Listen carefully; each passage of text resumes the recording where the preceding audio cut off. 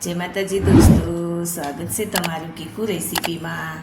तो आज આપણે મમરાનો એકદમ નવો નાસ્તો બનાવીશું। બાળકોને જોતા જ ખાવાનું મન થઈ જાય એવો આપણે મમરાનો નાસ્તો બનાવીને તૈયાર કરીશું। તો મમરામાંથી નાસ્તો બનાવવાના છીએ તો તેના માટે આપણે એક બાઉલ મમરા લીધેલા છે।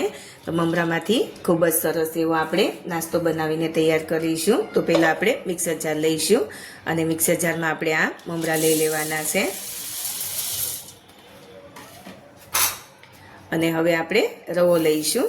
1 કપ જેટલો રવો લીધેલો છે। એક બાઉલ મમરા લીધા અને તેની સામે 1 કપ રવો લીધેલો છે। અને હવે આપણે અડધા કપ જેટલું દહીં લઈશું અને આ 6 થી 7 જેટલી લસણની કળી લઈશું અને આ તીખા મરચાં લીધેલા છે। લીલા મરચાં 3 નંગ મરચાં લીધેલા છે, તેને આપણે આવી રીતે તોડીને લઈ લઈશું અને હવે થોડુંક આપણે પાણી લઈશું અને આ બધી વસ્તુને બરાબર મિક્સરમાં પીસી લેવાની છે। તો જોઈ શકો છો આપણે એકદમ સરસ એવું બેટર બનાવી લીધું છે। હવે આપણે આ બેટરને બાઉલમાં લઈ લઈશું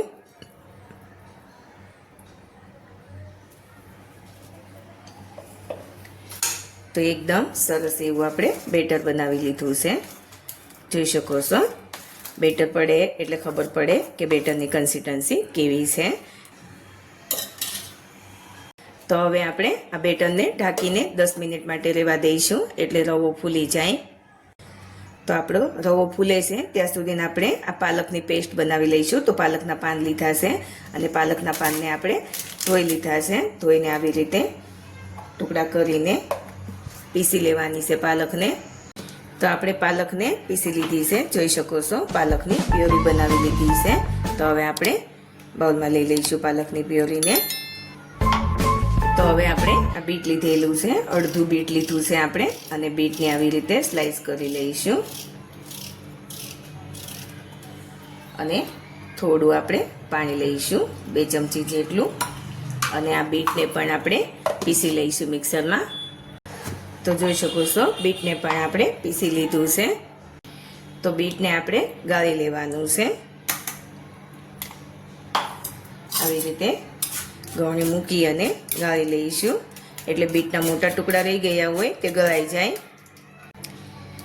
તો બીટને આપણે ગાળી લીધું છે,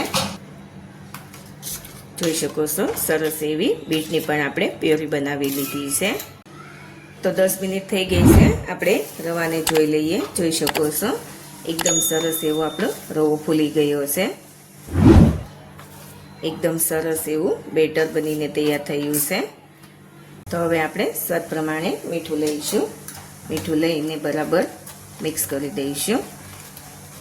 તો હવે આપણે આ બેટરમાંથી 3 ભાગ કરી લઈશું।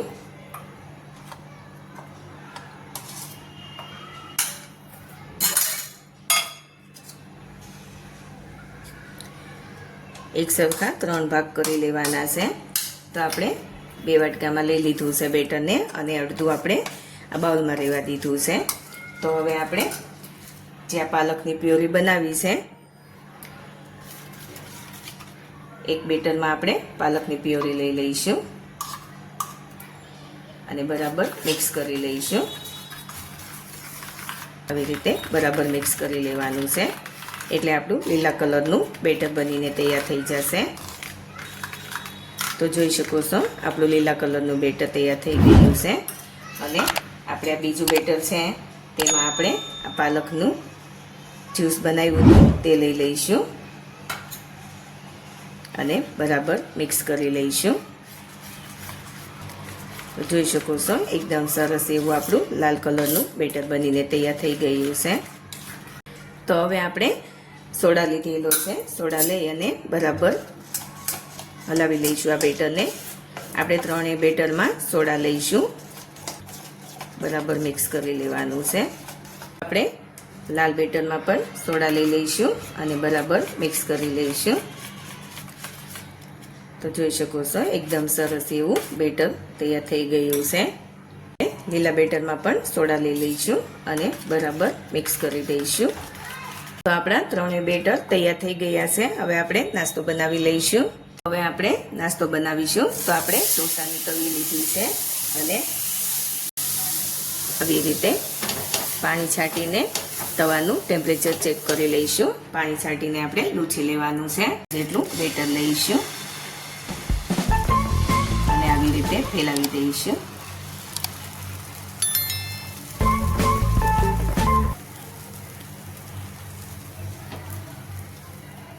હવે આપણે લીલા કલરનું બેટર લઈશું અને તેને આની ઉપર આવી રીતે ફેલાવી દેવાનું છે.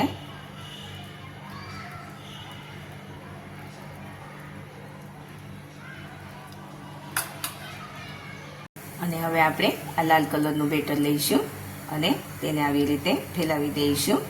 લાલ કલરનું બેટર આપણે થોડું ઓછું લઈશું અને આવી રીતે ફેલાવી દેવાનું છે. તો જોઈ શકો છો એકદમ સરસ એવું આપણે બેટર ફેલાવી દીધું છે. હવે આપણે તેલ લગાડી દઈશું.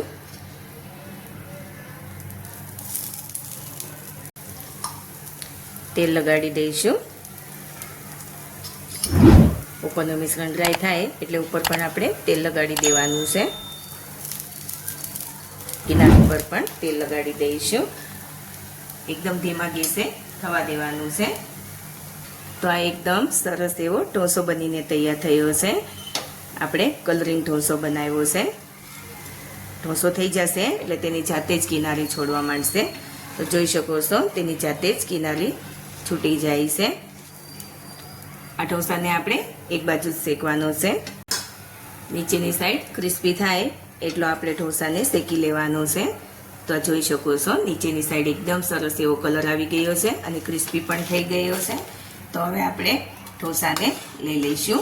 તો જોઈ શકો છો એકદમ સરસ એવો આપણો કલરિંગ ઢોસો બનીને તૈયાર થયો છે. તો આવી રીતે આપણે બીજો ઢોસો પણ બનાવી લઈશું. તો આપણે બેટર લઈ લઈશું અને ફેલાવી દઈશું.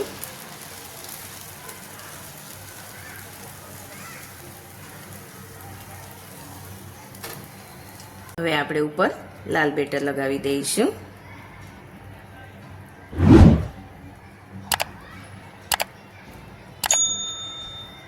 ફેલાવી દેવાનું છે. જેમ બને એમ આપણે પતલું લેયર કરવાનું છે. તો હવે આપણે લીલા કલરનું બેટર લગાવી દઈશું. ઉપરનું બેટર થોડું ડ્રાય થાય પછી આપણે બીજું બેટર લગાવવાનું છે, નહીં તો બધું બેટર મિક્સ થઈ જતું હોય છે. એકદમ સરસ એવું આપણે બેટર ફેલાવી દીધું છે. જોઈ શકો છો એકદમ સરસ એવો કલરિંગ ઢોસો બનીને તૈયાર થયો છે. એકદમ સરસ દેખાઈ રહ્યો છે. બાળકોને તો જોતા જ ખાવાનું મન થઈ જશે. અત્યારે સ્કૂલ ખુલી ગઈ છે તો બાળકોના નાસ્તાનું ટેન્શન રહી છે. તો આવી રીતે અલગ રીતે કંઈ નાસ્તો બનાવીને આપીએ તો બાળકો આસાનીથી ખાઈ લે છે. બાળકોને નાસ્તામાં રોજે કંઈ અલગ અલગ જોઈતું હોય છે. તો આવી રીતે ઢોસા તો આપણે બનાવતા જ હોઈએ છીએ. તો આવી રીતે અલગ રીતે ઢોસા બનાવીને આપીશું તો બાળકોને ખૂબ જ પસંદ આવશે. આપણે તેલ લગાવી દઈશું બધી બાજુ. નીચેની સાઈડ ક્રિસ્પી થાય ઢોસો ત્યાં સુધી આપણે થવા દઈશું. તો જોઈ શકો છો નીચેની સાઈડથી એકદમ સરસ એવો ક્રિસ્પી ઢોસો થઈ ગયો છે. કિનારી તેની જાતે જ છૂટી જાય છે. તો હવે આપણે ઢોસાને પ્લેટમાં લઈ લઈશું.